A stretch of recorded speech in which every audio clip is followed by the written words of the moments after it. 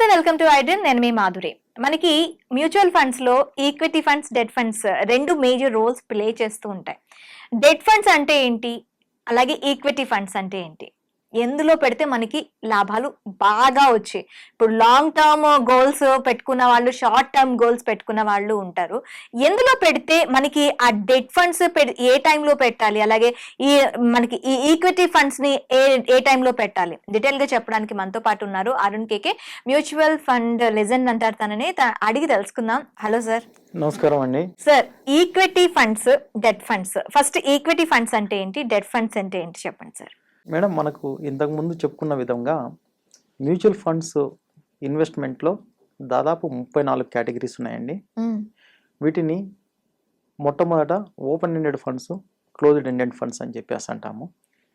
Closed ended funds అన్నప్పుడు మామూలుగా SEBI నుంచి పర్మిషన్స్ వచ్చిన తర్వాత మ్యూచువల్ ఫండ్ ఏఎంసీస్ అంటే అసెట్ మేనేజ్మెంట్ కంపెనీస్ అంటే మ్యూచువల్ ఫండ్ కంపెనీస్ ఒక నిర్ణీత కాల వ్యవధి మాత్రము ఇచ్చి ఆ యొక్క ఎన్ఎఫ్ఓను క్లోజ్ చేయడం జరుగుతుంది.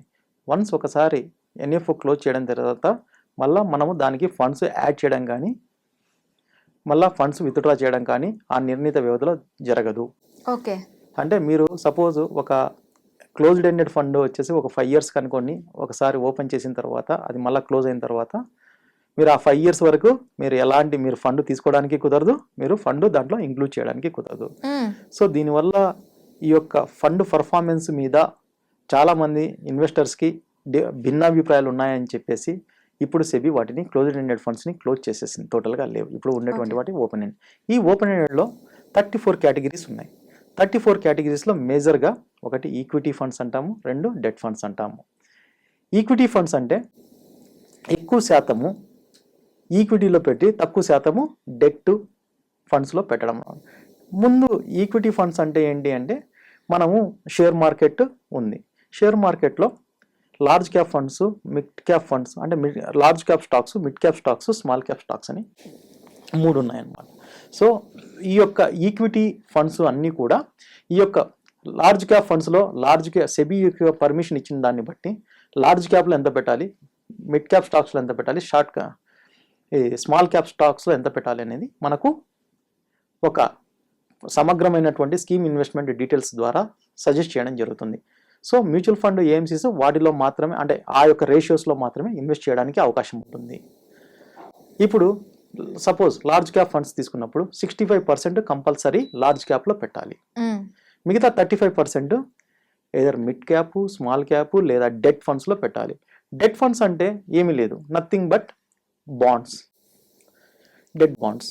సపోజ్ లేదా మామూలుగా ఒక ఆర్గనైజేషన్ వచ్చేసి తన యొక్క డబ్బులు అవసరమైనప్పుడు తన యొక్క ఆస్తుల్ని బాండ్స్ రూపంలో తనఖా పెట్టి ఆ యొక్క ఎవరికైతే మనం బాండ్స్ ఇష్యూ చేస్తామో వాళ్ళకి ఇంట్రెస్ట్ని మనము ఫిక్స్డ్ ఇంట్రెస్ట్ రూపంలో మనం వారికి పే చేస్తూ ఉంటాం. సో దీన్ని మనము డెట్ ఫండ్స్ అంటాం. సో ఈ డెట్ ఫండ్స్ వల్ల ఏంటంటే మనకు ఒక కన్సిస్టెన్సీ ఉంటుంది, తప్పితే ఫిక్స్డ్ డిపాజిట్స్ కంటే ఒక 2 నుంచి 3% ఎక్కువ ఆదాయం వచ్చేదానికి ఉంటుంది. బట్ ఎప్పుడు ఇంకా అంతకంటే మళ్ళీ కన్సిస్టెంట్గా ఉంటుంది, తప్పితే అంతకంటే ఎక్కువ ఆదాయం వచ్చేదానికి అవకాశం ఉండకపోవచ్చు.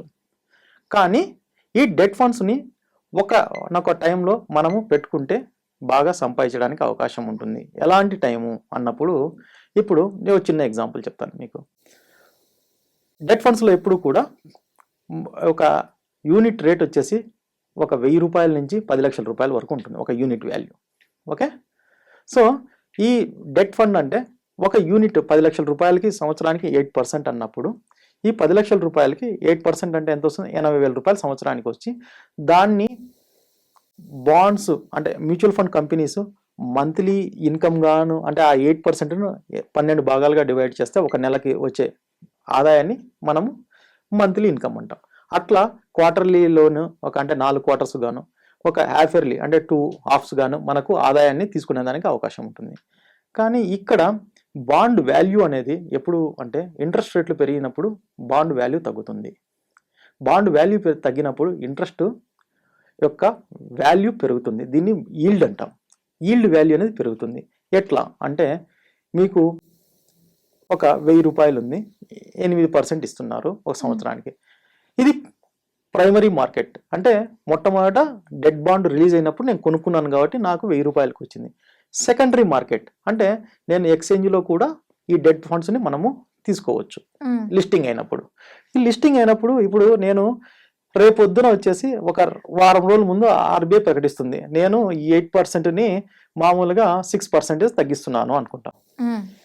బాండ్ రేట్స్ సేమ్, దాని ఇన్వెస్ట్మెంట్ ఆదాయము 10,000కి అదే 1000 రూపాయలకి 8% అనేది కన్సిస్టెంట్. సో దీని వాల్యూ సెకండరీ మార్కెట్లో వచ్చినప్పుడు మామూలుగా ఇంతకుముందు 100 into 8/8 అంటే 1000, అదే 100 రూపీస్ కానీ 1000 రూపీస్ కానీ దాని వాల్యూ అట్లే ఉంటుంది. ఇప్పుడు 100 into 8/6 ఈజ్ ఈక్వల్ టు మళ్ళా 100 రావాలి. అట్లాంటప్పుడు ఈ 100 అనేది ఎంత అవుతుంది, మీకు తగ్గుతుంది, పెరుగుతుంది. ఓకే.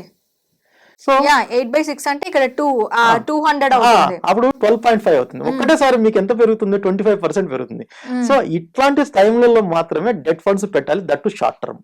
ఓకే. ఒకసారి ఆర్బీఐ ఇప్పుడు మనకి ఇంట్రెస్ట్ రేట్లు దాదాపు 18 నెలల నుంచి మన ఇంట్రెస్ట్ రేట్లు పెరగలేదు. So det funds common. ఇప్పుడు నెక్స్ట్ 2 months లో డెట్ ఫండ్స్ పెరగబోతున్నాయి, అంటే ఇంట్రెస్ట్ రేట్లు తగ్గబోతున్నాయి, అంటే డెట్ ఫండ్స్ వాల్యూ పెరగబోతున్నాయి.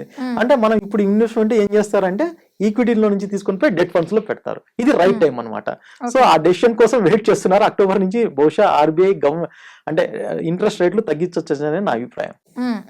సో ఆ రకంగా చూసుకున్నప్పుడు డెట్ ఫండ్స్ అనేది ఎప్పుడు కూడా షార్ట్ టర్మ్ లో చూసుకోవాలి.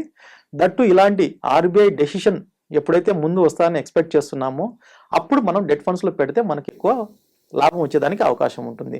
అప్పుడు ఒకటేసారి 8% నుంచి ఒకటేసారి 15, 16, 17, 25% కూడా వెళ్ళడానికి అవకాశం ఉంటుంది. So this is the right logic.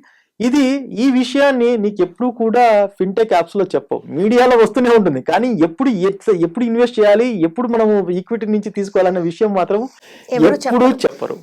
So దీని గురించే అడ్వైజర్స్, ప్రొఫెషనల్ గా ఉన్న వారి దగ్గర మీరు ఎప్పుడైతే అప్రోచ్ అవుతారో వాళ్ళు ఈ విషయాల్ని మీకు సక్రమంగా ఎక్స్ప్లెయిన్ చేయడం ద్వారా మీ యొక్క డెట్ ఫండ్ అంటే చాలా మంది ఇప్పుడు రిటైర్డ్ పర్సన్స్ కన్జర్వేటివ్ గా ఉంటారు మేడం, చాలా తక్కువ పర్సెంటేజ్ అగ్రెసివ్ గా ఉంటారు. సో అలాంటి వాళ్ళకి ఈ డెట్ ఫండ్స్ లో నుంచి ఎప్పుడు బయటికి రావాలి, ఎప్పుడు డెట్ ఫండ్స్ లో పెట్టుకోవాలనేది చాలా ఉపయోగపడుతుంది. సో డెట్ ఫండ్స్ అనేది ఆ రకంగా ఉపయోగపడుతుంది. రెండవది ఏంటంటే ఇప్పుడు ఈక్విటీ ఫండ్స్ లో మనము కొంత డబ్బులు పెట్టి ఉంటాము, దాన్ని హెడ్జింగ్ కోసం కూడా డెట్స్ ని యూజ్ చేస్తుంటారు. ఇది ఒక మెథడ్ అనమాట.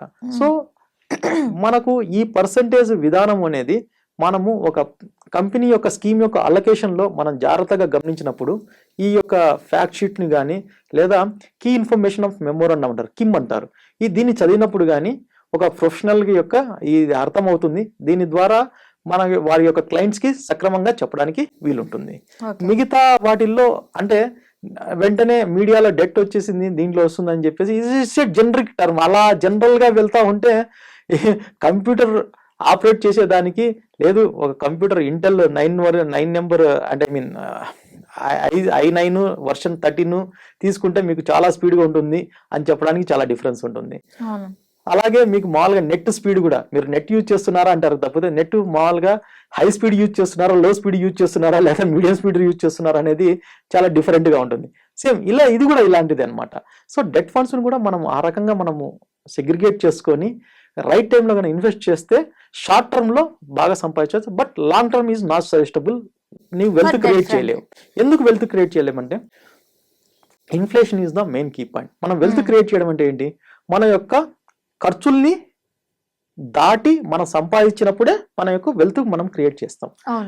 మనకు ఖర్చులు వచ్చేసి 10%, 12% పెరుగుతూ మీకు 8% ఆదాయం ఇస్తే మీరు మామూలుగా ఆస్తుల్ని క్రియేట్ చేయగలుగుతారా? చేయలేరు.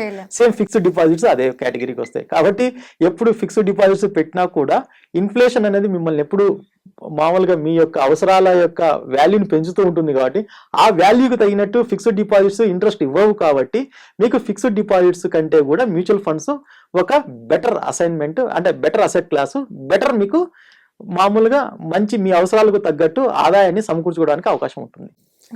Okay sir, thank you very much.